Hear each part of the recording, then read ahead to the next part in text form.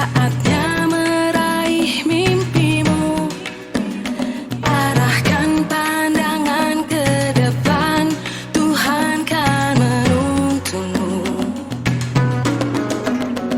Sadarilah masa berganti, tantangan kan kita hadapi, bergandeng tangan untuk negeri, era kita menanti berseri. Kita pelajar Pancasila, kita bernafas dalam sila-silanya. Kita pelajar Pancasila, ayo kita jaga untuk Indonesia.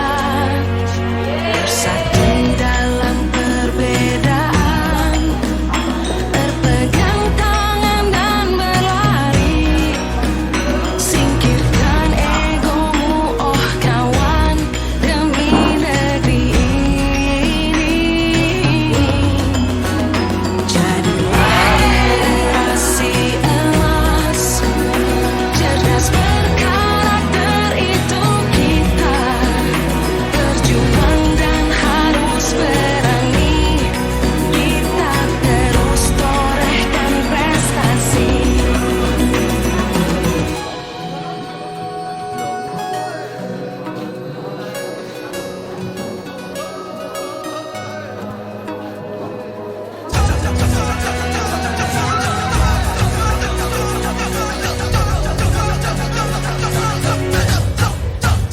Kita pelajar Pancasila, kita bernafas dalam sila-silanya. Kita pelajar Pancasila, ayo kita jaga untuk Indonesia.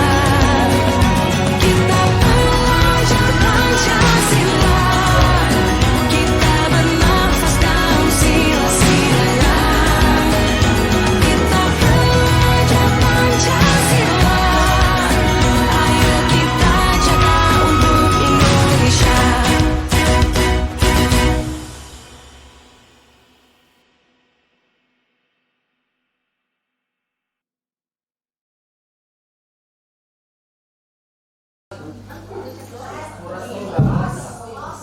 Oke, baik. Assalamualaikum warahmatullahi wabarakatuh. Selamat pagi, salam sejahtera, dan salam bahagia untuk kita semua. Jadi di sini saya sebenarnya bukan tutor ya. Kalau tutor itu kan memang benar menguasai bidang pengetahuan. Kalau saya ini hanya sekedar tutor KW, turu di kantor. Jadi ini adalah sekedar tugas rangkaian dari program guru penggerak untuk pengibasan materi yang sudah saya ikuti di program guru penggerak. Di sini kebetulan saya menyampaikan tentang materi budaya positif, walaupun saya sudah melaksanakan satu modul penuh. Itu ada 4 materi, ada filosofi kiajar dewantara, ada visi dan misi, ada nilai dan peran guru penggerak, dan ini modul 1 ini yang terakhir adalah budaya positif. Kebetulan di situ ada kegiatan forum berbagi. Nah, di sini saya coba sampaikan sedikit pemahaman tentang budaya positif. Sebelumnya terima kasih kepada pihak sekolah yang sudah memfasilitasi saya. Beberapa hari yang lalu saya sudah ngobrol dengan Bu Heri selaku wakil kurikulum, minta izinnya untuk melaksanakan kegiatan seminar kecil bahasanya. Karena waktu itu saya sudah membentuk grup WA, jadi saya buat nama Koprak ya. Itu adalah semacam komunitas praktisi. Saya sudah menghimpun 20 guru. Nah, ini saya mohon jangan bubar dulu. Nah, inilah rangkaian kegiatannya. Yang pertama ini saya lakukan di forum IHT, artinya nyempal. Ya, ini mohon maaf kalau ada sedikit kesalahan atau kurangannya, nanti bisa dilengkapi oleh Bu Bulan. Mohon di Bulan ya, selaku senior guru penggerak kita. Dan ini untuk memotivasi guru-guru yang lain yang menuju ke calon guru penggerak, yuk gak usah ragu-ragu di dalam mengikuti program guru penggerak. Semua harus ikut, tujuannya untuk memajukan kompetensi diri kita sebagai seorang guru.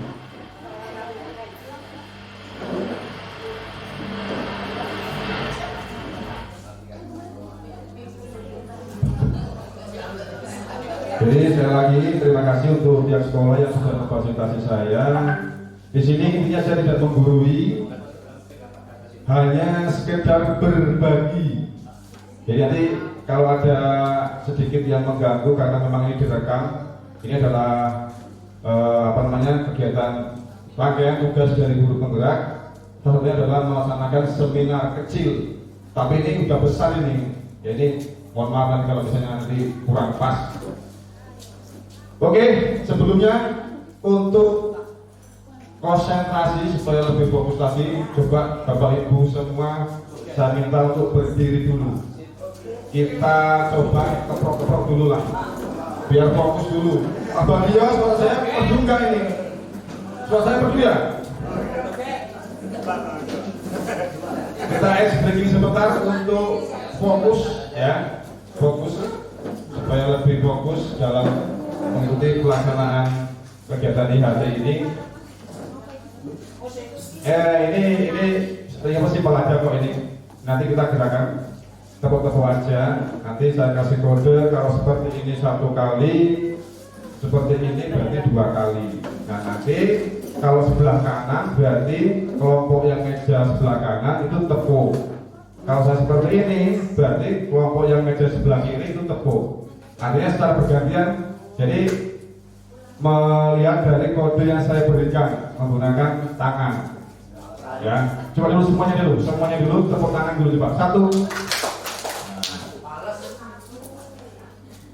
lagi, 2 kali, 3 kali. Ya kayak gini iso cuman tepuk tangan. Oke, sekarang kita mulai lebih cepat lagi. Ya perhatikan tangan saya. Oke, pikir tak sudah sih. Oke, silakan. Yuk, siap ya. Siap.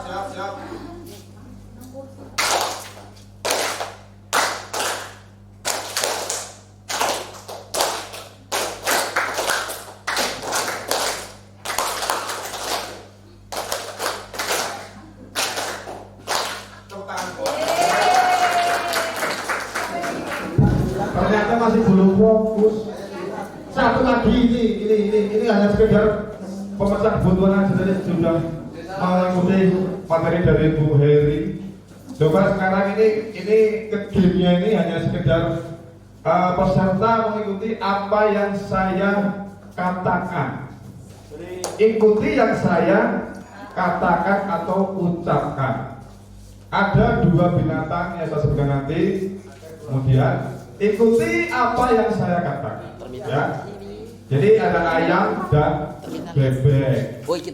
Yuk, ya. Ikuti apa yang saya katakan. Bebek, ayam. Ayam. Bebek.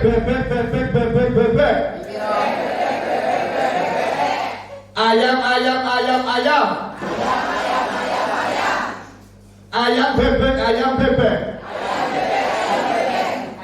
Bebek ayam.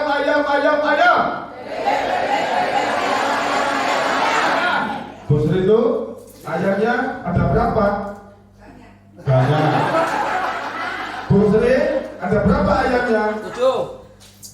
5. Pak Sani ada berapa ayamnya? Gak punya ayam. Artinya kita belum konsentrasi. Saya ulangi lagi ya. Ikuti apa yang saya ucapkan. Pak Guru ya harus tahu ini. Ikuti apa yang saya. Saya ulangi. Ayam, bebek. Bebek, ayam.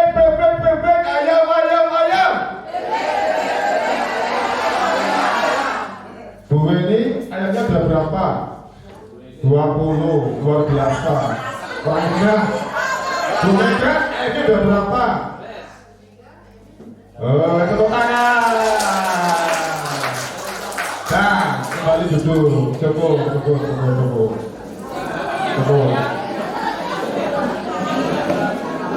Jadi ingat Bu Mega ini, itu udah pernah mungkin. Jadi harapan saya ketika kita sudah melaksanakan apa materi yang sebenarnya, peserta sudah siap, terutama dari fokusnya. Tadi kan saya bilang ikuti yang saya katakan. Ya namanya pemahaman kan masing-masing, ya kan? Nah sekarang kita masuk ke materi. Tapi sebelumnya ini ada tayangan video, ini saya ambil dari YouTube. Ini sangat bagus sekali ini buat kita. Kemudian ini dalam bahasa Inggris, tapi kalau Bapak Ibu perhatikan baik-baik tulisannya dan dibaca, kemudian pahami dan renungkan. Ini sangat penting karena ini mengingat berkaitan dengan kita sebagai guru, kepala sekolah, dan juga semua warga sekolah yang ada di sini. Kaitannya dengan materi saya tentunya.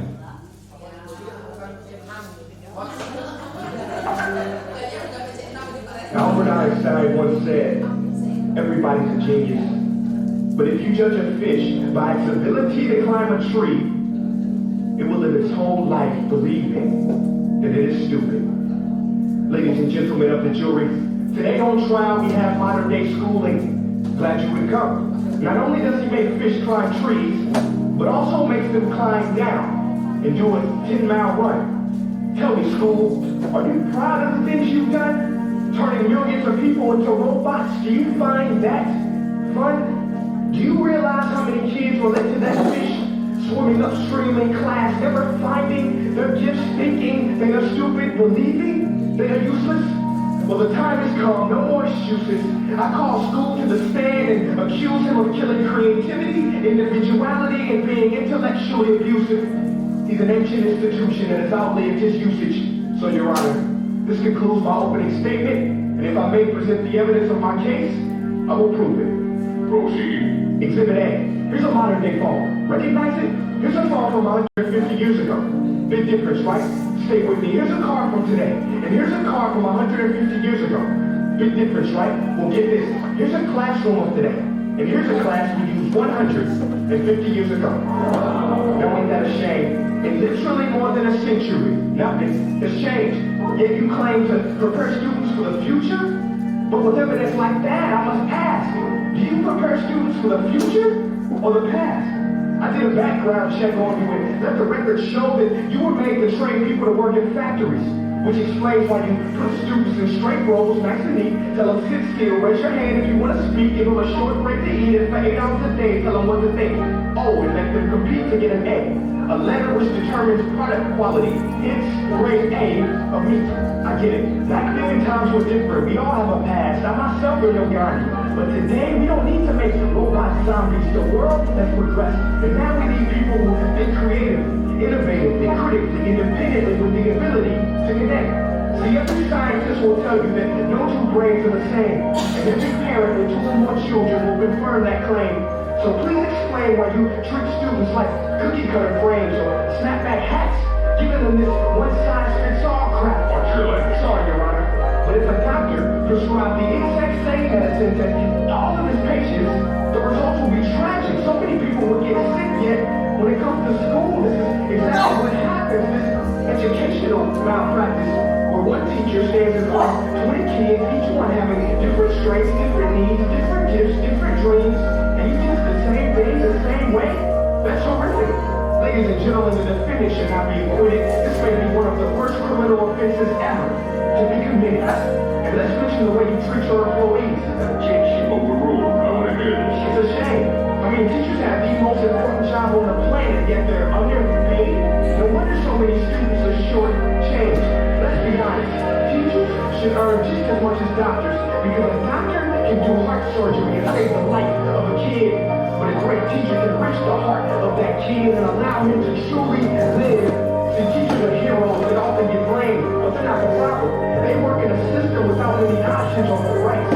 Curriculums are created by policymakers, most of which have never taught a day in their life. just obsessed with standardized tests. They think bubbling in a multiple choice question will determine success. That's outlandish. In fact, these tests are too crude to be used and should be abandoned, but don't take my word for it. Take Frederick J. Kelly, the man who invented standardized testing, who said, and I quote, "These tests are too crude to be used and should be abandoned." Ladies and gentlemen of the jury, if we continue down this road, the results will be lethal. I don't have much faith in school, but I do have faith in people.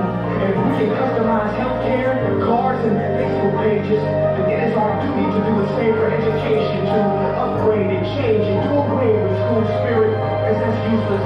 Unless we're working to bring the spirit out of each and every student, that should be our task. No more common core. Instead, let's reach the core of every heart in every class. Sure, math is important, but no more than art or dance. Let's give every gift an equal chance. I know this sounds like a dream, but countries like Finland are doing impressive things. They have shorter school days, teachers make a decent wage, homework is non-existent, and they focus on collaboration instead of competition. But here's the kicker, boys and girls. Their educational system outperforms every other country in the world.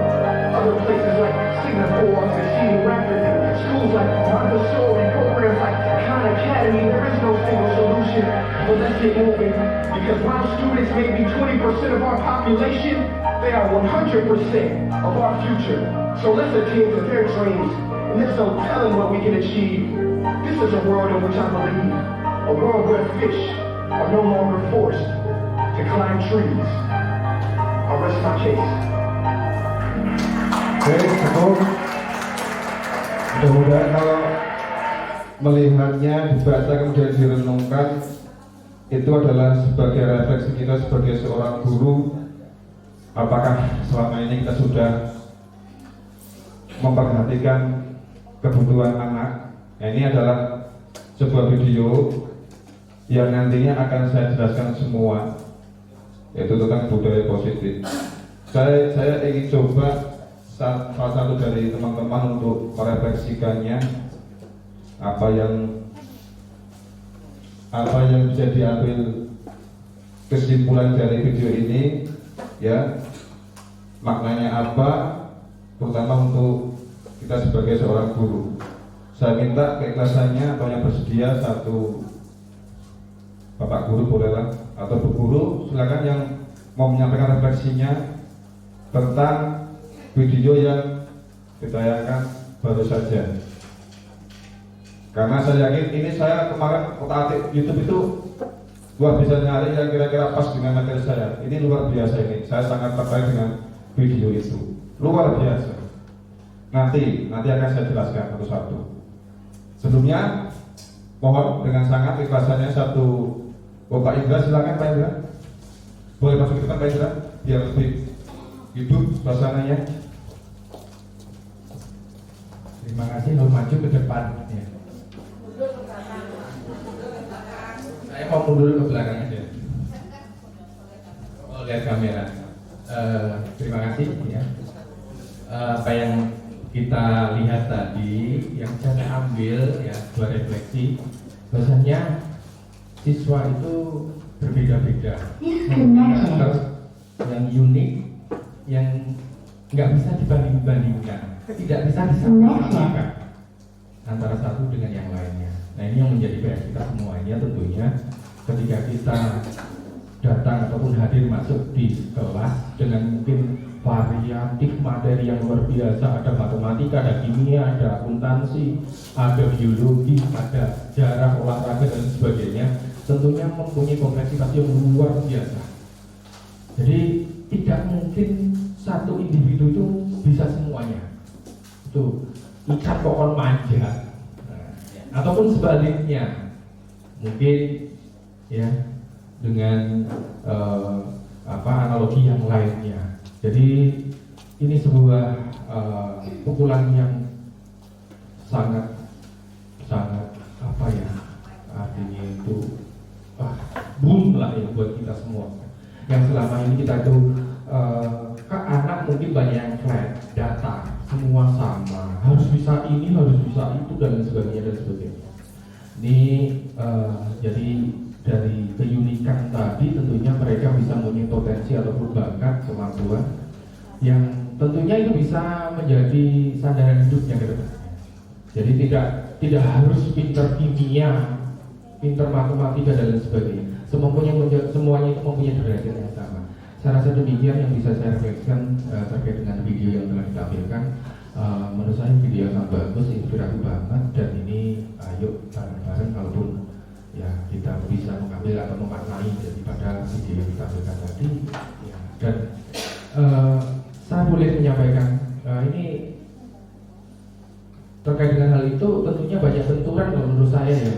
Di satu sisi edukasi atau pendidikan nasional kita ini masih yang berpakem ya secara durasi tadi ya, yang di final dia 4 jam, kita durasinya luar biasa seharian. Dan yang menjadi kritik besar yang menurut saya kurang pas, dikurangi loh durasi belajar di sekolah itu. Anak-anak itu butuh waktu untuk keluarga, untuk tempat bermain dan lain sebagainya. Nah ini kalau ini tersampaikan ke Mas Menteri, mudah-mudahan durasi belajar di Indonesia itu ya paling lama 6 jam ya. Terima kasih.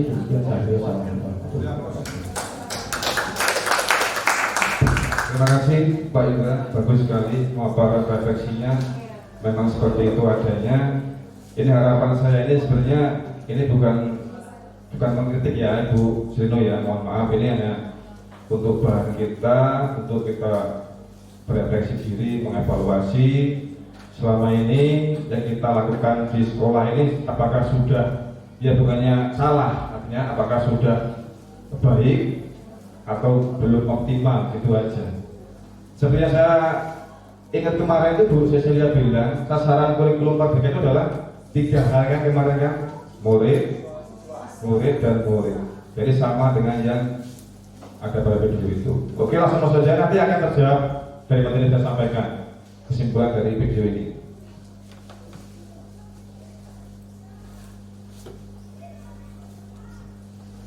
Budaya positif. Sebelum masuk ke budaya positif, ada sedikit game kecil. Ini juga kawasan juga. Ini juga untuk bahan kita sebagai refleksi. Bapak Ibu ini kebetulan ada 4 baris ya. Nah saya minta nanti Bapak Ibu ini berpasangan, mencari pasangannya. Yang sebelah sini itu adalah mengepalkan tangannya. Jadi berimajinasi, berandai-andai jika di genggaman Bapak Ibu ini ada yang sangat berharga dan tak ternilai harganya dan tidak bisa untuk diambil oleh siapapun. Nah kemudian untuk yang berikutnya, yang B yang sebelah kiri itu coba jadi semacam orang yang mau mengambil atau membuka kepalan tangan dari pasangannya. Coba kita coba dulu. Jadi saya mohon sekuat tenaga Bapak Ibu ini mengepalkan tangannya. Anggap ini di dalam kepala ini ada sebuah barang yang sangat berharga. Kemudian pasangannya berusaha untuk membuka sedikit hingga sifat genggaman itu terbuka.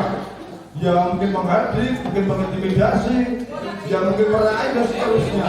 Atau sekalipun memberikan sebuah penghargaan. Nah itu. Coba kita coba dulu yuk. Coba Bapak Ibu mencari pasangan masing-masing. Ada yang jadi mengepalkan tangan itu kan, silakan. Coba silakan. Coba kita mulai Bapak ya. Yang sebelah sini ini tahu Jojo dan kawan-kawan mengepalkan tangan sekuatnya. Anggap ini ada sebuah barang berharga yang Anda lindungi dan Anda harus amankan. Kemudian rombongannya Bu Nurela ini, Bu Nurela ini, coba buka kepalan tangan teman sebelahnya. Coba dulu. Yuk, siapa yang jadi menggenggamkan tangannya? Yang berperan menggenggamkan tangannya. Kepalkan tangan sekuat mungkin. Kemudian buka sekuat mungkin. Bisa tidak? Coba. Bisa tidak? Ayo kita mulai. Coba. Yuk. Gimana? Susah kan? Nah. Coba sekarang gantian. Yang tadi membuka, sekarang mengepalkan tangannya. Agar ini lebarannya sangat beragam. Silakan yang tadi depan membuka tangan ke belakang. Coba. Oke, cukup. Oke, saja. Tuh. Nah, sekarang filosofi apa yang bisa kita ambil dari kejadian tadi barusan? Sekarang gantian ibu-ibu. Bu Upik mungkin bisa tampil ke depan untuk menyampaikan tadi maksudnya apa kita melaksanakan kita tadi. Ini kita kan membuka wawasan kita dulu aja lah. Coba Bu Upik bisa bersedia. Maksudnya apa ini? Orang bulan cukup baik. Ini ada filosofinya ini. Kalau Bu Upik sebetulnya nggak pernah. Silakan. Jadi kepala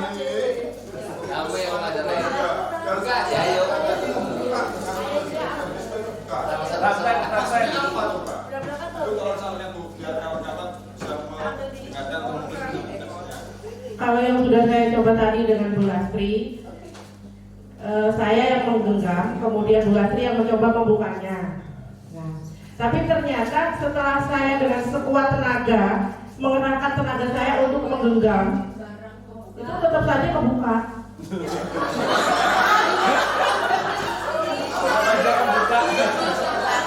Iya kebuka. Jujur saya nggak kuat, saya yang namanya geli telapak tangan saya itu rasanya geli. Jadi kelemahan saya itu geli di telapak tangan.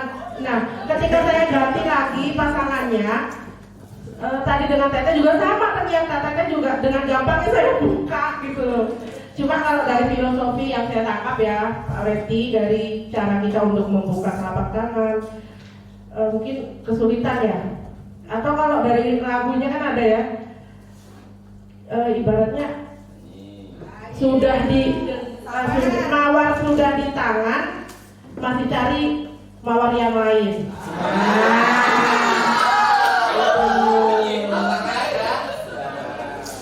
Atau mungkin filosofinya gini, sebagai manusia itu terlahir ke dunia kodratnya ya, ingin menggenggam semua apa yang ada di dunia. Gitu. Kalau digenggam tuh ya, Anda dan teman Anda akan melakukan kegiatan, cobalah buka. Tugas Anda adalah mengepalkan salah satu, mengintimidasi, memarahi, menggoda. Itu kan cara merayu supaya apa yang kita inginkan itu bisa didapat gitu ya Pak ya, dengan cara apapun. Atau kita punya akal pikiran supaya orang lain itu bisa, intinya satulah, mengambil hati orang yang memang sudah punya yang digenggamkan itu, gimana caranya biar bisa diberikan gitu loh. Entah itu digodain, dikritikin. Kayak saya tadi memang sungguh-sungguh luar biasa, nggak bisa nahan karena memang geli banget tangan saya di otak-atik telapak tangannya. Tapi kalau di bagian tubuh lain saya anti geli Bapak Ibu. Nah itu cuma telapak tangan sama telapak kaki saya yang paling gelian itu. Jadi saya tadi coba tetap nggak bisa nahan gitu. Di filosofinya itu tadi ya, apa yang mau didapatkan itu ya memang ada cara untuk mendapatkannya gitu ya Bapak Ibu. Sedangkan yang kita miliki, yang digenggam itu kita juga punya hak untuk mempertahankan gitu supaya tidak jatuh ke tangan orang lain. Mungkin itu. Terima kasih. Bagus sekali apa yang disampaikan Bu Upik memang benar. Jadi filosofinya ini adalah genggaman ini, kepala ini itu bisa kita lepaskan, kita buka dari kita sendiri. Dari kita sendiri. Bayangkan jika ini adalah siswa kita, ini murid, kita paksa untuk membukanya dengan cara apapun. Ya pasti kan karena terpaksa dibuka, karena paksaan. Mungkin diberikan semacam penghargaan hadiah untuk berperilaku seperti ini, membiasakan seperti ini, dia akan mau. Nah itu filosofi seperti itu. Artinya budaya itu muncul, kebiasaan itu muncul itu akan terjadi kalau itu memang dari diri sendiri. Nah, tugas kita sebagai seorang guru, yaitu bagaimana cara membuka kepala tangan ini dengan tidak memaksa. Artinya biarkan kepala ini membuka dengan sendirinya. Nah, itu nanti akan menuju ke budaya yang positif. Nah, kalau masalah budaya mungkin Bapak Ibu sudah nggak mungkin ya, memang sudah melakukannya di sekolah ini. Nah, jadi apakah budaya positif di sekolah itu? Ya, saja Bapak Ibu sudah melakukan semuanya, sudah melakukan budaya positif dari berangkat dasik, berangkat pagi, kemudian bersalam-salaman dengan peserta didik atau murid, kemudian masuk kelas berdoa dan sebagainya, itu sudah masuk dalam budaya positif. Artinya di situ ada nilai-nilai disiplin positif.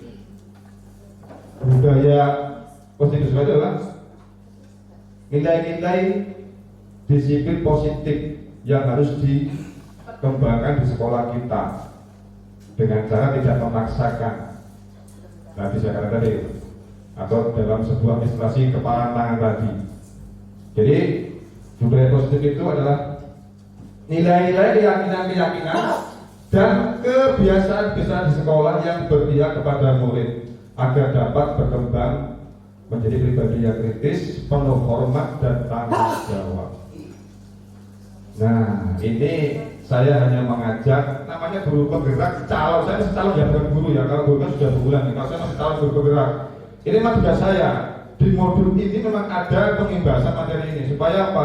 Ya, berbagi dengan rekan-rekan sekalian. Ya, kita coba untuk bareng-bareng. Saya juga masih belajar menggerakkan anak-anak kita untuk berbudaya yang positif. Secara ini kita sudah mempunyai namanya tata tertib peraturan sekolah, memang sudah dibentuk. Tata peraturan sudah dibentuk dari sejak lama. Hanya itu kemauan dari pihak sekolah, bukan dari kemauan anak-anak. Artinya apa? Anak-anak itu kan mempunyai sebuah keyakinan.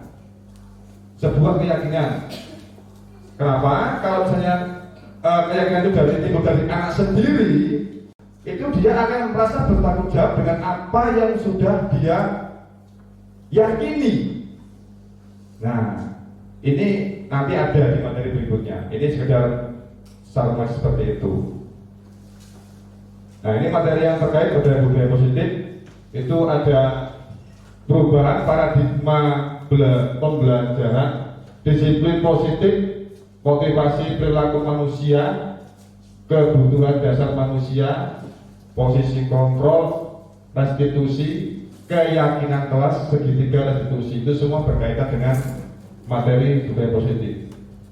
Banyak, tapi saya buat simpel aja karena waktu saya tidak banyak. Nah, itu tadi, kepala tadi itu mengilustrasikan kita, guru mengontrol murid, ya kan?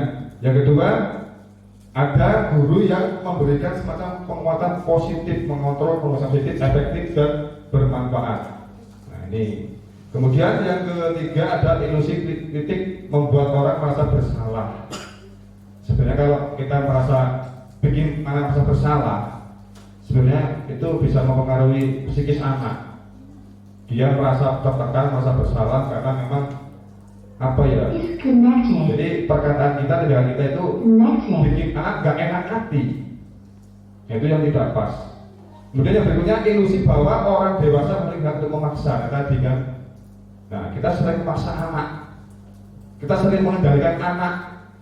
Kamu harus gini, harus gitu, tanpa kita tahu kebutuhan anak tersebut. Makanya kemarin Bu Cecilia bilang kita harus melaksanakan asesmen awal untuk mengetahui kebutuhan dasar yang harus dimiliki oleh anak-anak tersebut. Nah, ini. Kemudian yang berikutnya perubahan paradigma belajar. Nah ini untuk kita menuju ke budaya yang positif atau membiasakan hal yang positif atau menanamkan disiplin yang positif. Yang pertama kita harus pembelajarannya berpihak kepada murid. Nah tadi kan sudah katakan kita harus melaksanakan namanya penilaian awal dulu, itu untuk mengetahui sejauh mana kebutuhan yang harus diinginkan oleh peserta didik. Jadi tidak hanya kita sebagai guru yang maunya kita saja, kita juga harus memberikan kesempatan kepada anak untuk bisa membuat atau berkreasi gitu.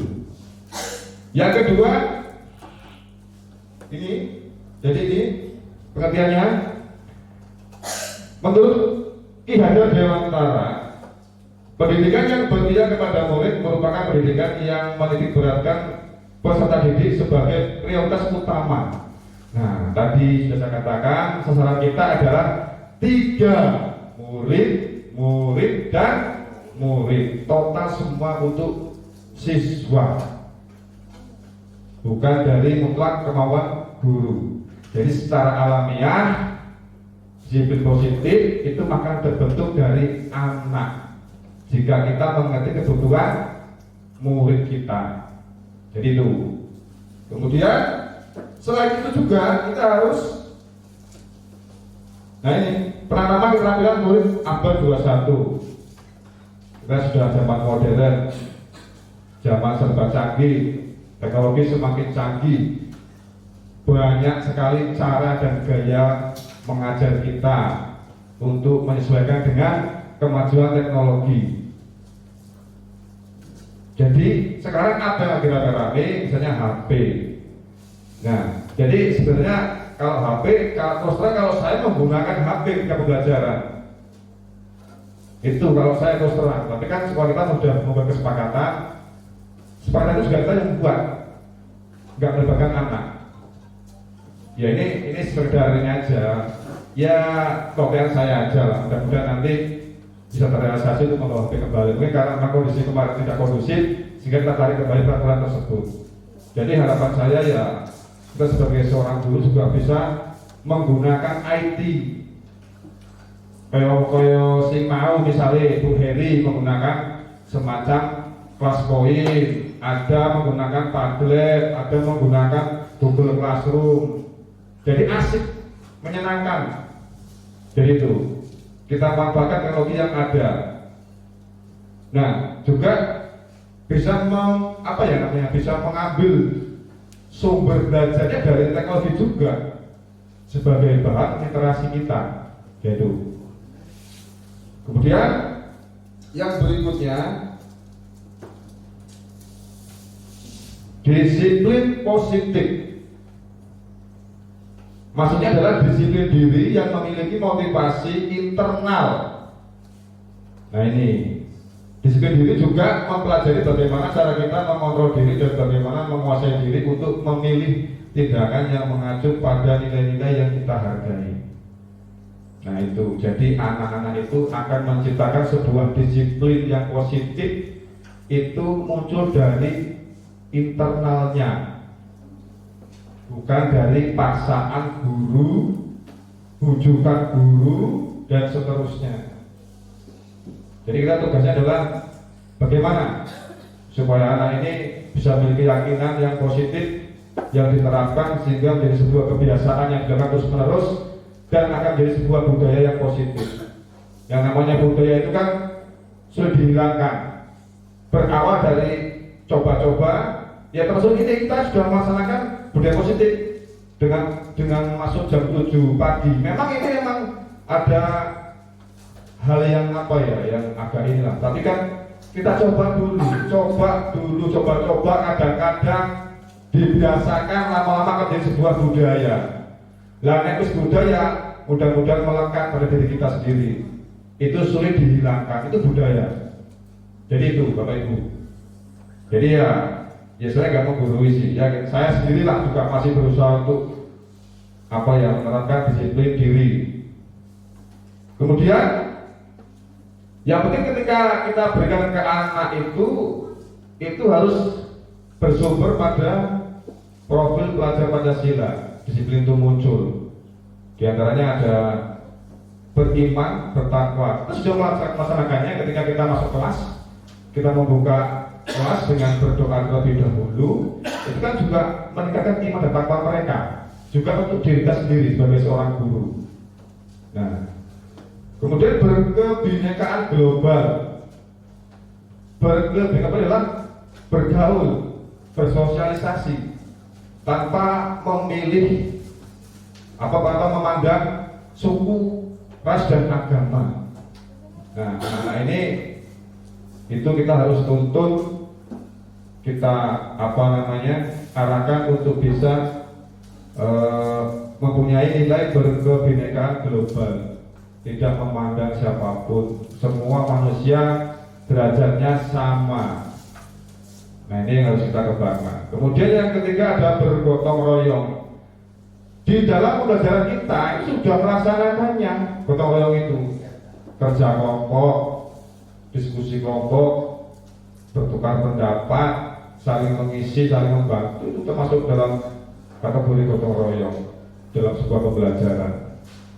Kemudian kreatif. Setiap anak itu mempunyai kreasinya masing-masing. Jadi itu yang harus kita bangun. Jadi kalau pembelajaran kita hanya monoton saja, tidak membawa sebuah aktivitas anak, ya mungkin anak akan bosan, karena mereka punya bakat yang harus disalurkan. Jadi seperti itu. Bernalar kritis juga demikian, itu juga sudah kita laksanakan ketika sudah pembelajaran kelompok. Itu kemudian di depan, kemudian menyampaikan pendapatnya. Nah itu. Yang terakhir mandiri. Mandiri ini identik dengan tanggung jawab atau pengembangan diri anak. Pada dasarnya setiap anak itu memiliki bakat atau potensi. Nah, kita harus tahu itu. Berikanlah kesempatan kepada anak itu untuk mengembangkan bakat dan minatnya. Makanya saya katakan kemarin kita mempunyai banyak ekstrakurikuler. Ada yang ekstrakurikuler apa itu? Eksak dan non eksak. Nah, ya kita harus seimbang lah, ya adil. Semua kita perlakukan dengan yang sama. Karena setiap anak dengan anak lainnya itu mempunyai bakat-bakat yang berbeda. Ada yang jago di olim, sains dan seterusnya, ada yang jago di non akademik dan seterusnya. Itu harus kita tuntun sampai anak bisa berkembang. Itu. Sekarang apa sih yang memotivasi perilaku manusia atau murid untuk melakukan sesuatu, berbuat? Ya, yang pertama yaitu karena dia mau seperti itu, dia akan berangkat gaji seperti ini, ya karena untuk menghindari ketidaknyamanan atas hukuman. Nah, makanya saya katakan tadi dari awal kita membentuk sebuah kesepakatan kelas itu dari keyakinan anak dulu yang kita bentuk, supaya anak memiliki keyakinan. Saya yakin kalau sudah keyakinan itu sudah dibentuk oleh anak tersebut, dia akan bertanggung jawab dengan apa yang sudah dia terapkan di kelas. Saya terus terang sudah, ya baru kemarin sudah membuat keyakinan kelas itu untuk pembelajaran saya. Yang kedua karena ingin mendapatkan imbalan. Nah itu yang sering anak itu mau melakukan sesuatu itu semangat karena memang ada imbalan atau sebuah reward dan penghargaan. Jadi kalau sekolah-sekolah kita seperti yang kemarin saya dengar simak di fasilitator saya ketika webinar kemarin, usahakan kita sebagai seorang guru jangan mudah memberikan reward, jangan mudah memberikan reward. Karena apa? Itu timbulnya karena dari ekspresi dari luar, bukan dari diri sendiri seorang anak untuk mau melakukan hal itu, berprestasi. Kok nggak ada reward, nggak semangat. Itu namanya budaya kurang positif, gitu. Jadi itu yang saya ambil dari pemateri kemarin. Kemudian untuk menjadi orang yang mereka inginkan dan menghargai diri sendiri dengan nilai yang mereka percaya. Nah, ini adalah yang harus kita kembangkan. Ini bagus ini. Artinya mereka berperilaku itu dimulai dari mengenai diri sendiri dulu, dan kemudian nilai-nilai yang mereka percaya. Misalnya datang tepat waktu, itu kan termasuk mereka meyakini itu. Berpakaian rapi dan sopan, berbicara santun, itu adalah salah satu daripada sebuah keyakinan kelas. Tuh. Kebutuhan dasar manusia. Oke, biar gak ngantuk, kita lihat video dulu.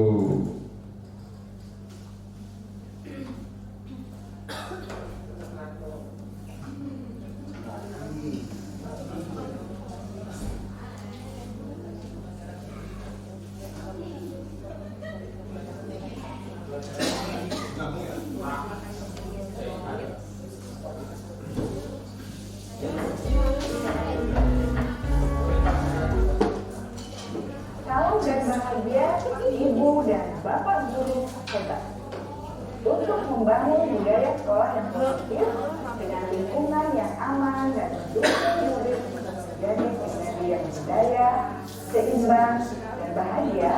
Salah satu upaya yang dapat dilakukan oleh guru adalah memahami kebutuhan dasar yang mendasari perilaku murid.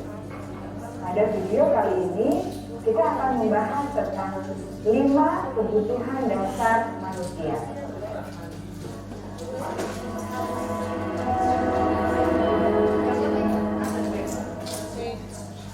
Ki Hajar Dewantara dalam salah satu kutipannya menyatakan, kita ambil contoh perbandingannya dengan hidup tumbuh-tumbuhan.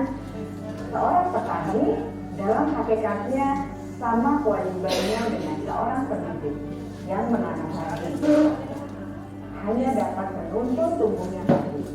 Ia dapat memperbaiki kondisi tanah, memelihara tanaman padi, memberi pupuk dan air, membasmi ulat-ulat atau jamur-jamur yang mengganggu hidup tanaman padi, dan lain sebagainya. Ketika guru memahami kebutuhan apa yang mendasari perilaku murid, guru berusaha menuntun dan mendukung murid dalam memenuhi kebutuhannya secara positif. Pada hakikatnya, guru tersebut ibarat seorang petani yang sedang berusaha memahami kebutuhan masing-masing tanaman. Dan ia berusaha memenuhi kebutuhan tanaman tersebut agar dapat tumbuh dengan subur dan maksimal. Dr. William Glasser, seorang psikiater dari Amerika Serikat, menyatakan bahwa seluruh tindakan manusia memiliki tujuan tertentu, yaitu memenuhi kebutuhan dasarnya. Ketika kelima kebutuhan dasar telah terpenuhi secara memadai, maka murid akan tumbuh dengan seimbang dan bahagia.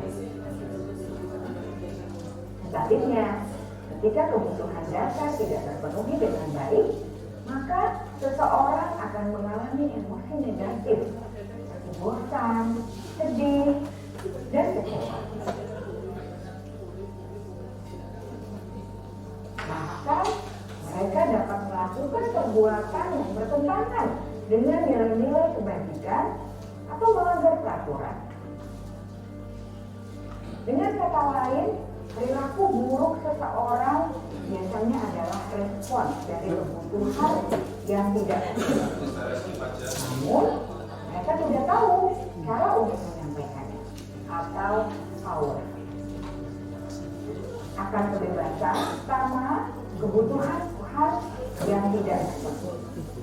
Ada 5 kebutuhan dasar manusia menurut Dr. William Glasser, yaitu yang pertama, kebutuhan untuk bertahan hidup atau survival.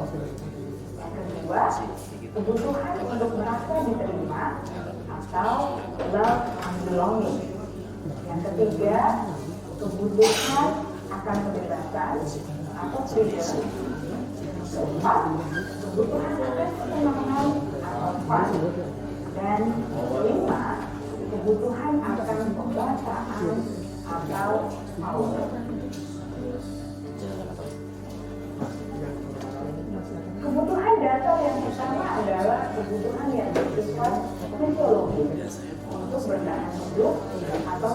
pokok. Misalnya kesehatan, rumah, dan makanan. Kebutuhan biologis sebagai bagian dari proses reproduksi termasuk kebutuhan untuk tetap bertahan hidup. Kebutuhan untuk merasa aman juga termasuk dalam kebutuhan ini.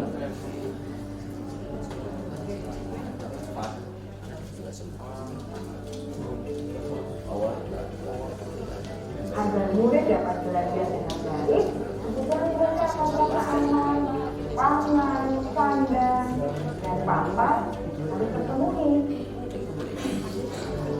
Bagaimana mungkin mereka dapat belajar dengan baik bila mereka datang ke sekolah dengan perut yang lapar atau bila rumah mereka kebanjiran?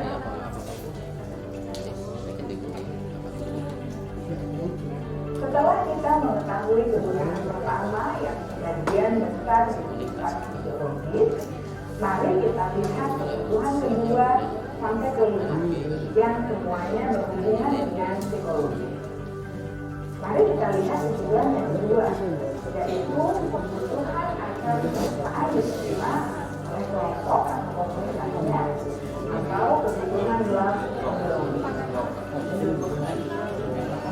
Kebutuhan ini meliputi keinginan untuk tetap terhubung dengan orang lain seperti teman, keluarga, teman kerja, dan kelompok di mana kita tergabung. Setiap murid ingin menjadi bagian yang berharga dari kelas dan juga sekolah. Mereka juga ingin diterima oleh orang lain dan kelompoknya. Bahkan, murid yang terlihat paling kuat pun jauh di dasar hatinya hati ingin merasa diterima. Sebagai guru, seharusnya kita dapat menerima murid kita apa adanya, sesuai dengan kuotanya. Karena setiap murid adalah umum, mereka memiliki kekuatannya masing-masing. Sehingga guru seharusnya bisa menciptakan kesempatan untuk murid kolaborasi dan memiliki ikatan emosi satu sama lain. Murid-murid yang memiliki kebutuhan yang besar untuk merasa diterima, biasanya mereka belajar karena suka pada gurunya. Mereka juga bisa bekerja dalam kelompok. Kebutuhan yang ketiga adalah kebutuhan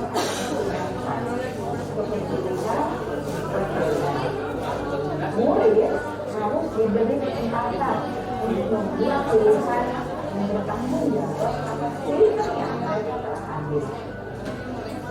Beri mereka kebebasan bukan berarti membiarkan mereka melakukan apa saja mereka mau, melainkan lebih memberi mereka kesempatan untuk membuat pilihan. Arahkan pendapat mereka dengan percaya diri, beri mereka kesempatan untuk mencoba hal yang baru. Pembelajaran dengan metode yang beragam dan menarik juga akan memenuhi kebutuhan murid tentang kecerdasan. Pembelajaran berdiferensiasi, di mana guru menyediakan beberapa jurnal tugas yang bisa ditulis oleh murid sesuai dengan baik, mengembangkan murid menjadi lebih mandiri, memiliki motivasi di sana. Karena Oke, kita kembali ini kita saja tentang kebutuhan manusia pada umumnya.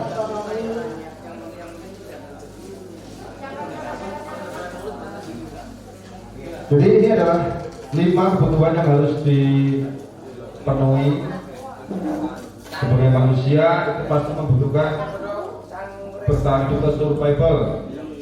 Artinya termasuk makanan, kesehatan, juga rasa nyaman, aman dan nyaman. Kelas kita itu kalau kepingin kalau kepingin kondusif pembelajarannya ya harus nyaman terlebih dahulu. Nah itu terutama wali kelas ini bisa nih berkolaborasi dengan anak-anak untuk menciptakan sebuah kelas yang nyaman dan aman. Nah, gak ada salahnya ketika nanti masuk kelas, ya paling utama ya masalah kebersihan kelas itu dijaga, kerapian dan seterusnya. Juga akan merasa nyaman. Kalau udah nyaman dan aman kan enak belajarnya. Yang kedua itu adalah kasih sayang. Sebagai seorang peserta didik itu pasti membutuhkan kasih sayang dari gurunya. Nah itu, kita sebagai seorang guru juga harus perhatikan. Kadang-kadang kan anak ada yang cari perhatian dan seterusnya. Nah, itu juga kita harus bisa mengikuti kemauan anak itu. Nah kemudian kebebasan. Di sini bukan berarti bebas dari segala-galanya. Artinya mereka itu bebas untuk berpendapat dan bebas untuk menciptakan sebuah keyakinan tadi. Bebas. Nah itu. Kemudian kesenangan. Wah, nah ada kalanya kita di dalam pembelajaran itu harus menciptakan sebuah cara yang jitu untuk menyenangkan anak. Kalau saya katakan mungkin kalau dari semua mapel itu lebih suka mata pelajaran seni dan PJOK. Bukannya saya PD, tapi itu karena mereka ada sisi permainannya. Nah itu juga bisa dilakukan di mapel yang lain. Jadi bisa menyenangkan. Jadi karena itu nggak bosan. Mereka butuh kesenangan juga. Kemudian kekuasaan atau power. Nah itu kekuasaan itu lebih jadi ke tadi bakat ya, bakat itu. Jadi kita coba menciptakan sebuah pembelajaran yang bisa menciptakan bakat mereka. Contoh misalnya ketika kita belajar ada embel-embelnya, misalnya membuat atau misalnya silakan buat poster dari materi narkoba misalnya. Nah, anak kan juga itu kan akan kelihatan mana yang bakat gambar dan mana yang tidak. Ganti lagi berikutnya beda ke misalnya bagian IT misalnya, menciptakan sebuah pelajaran dari IT mungkin ya dengan menggunakan semacam pas point tadi. Ada yang bakat di teknologi misalnya.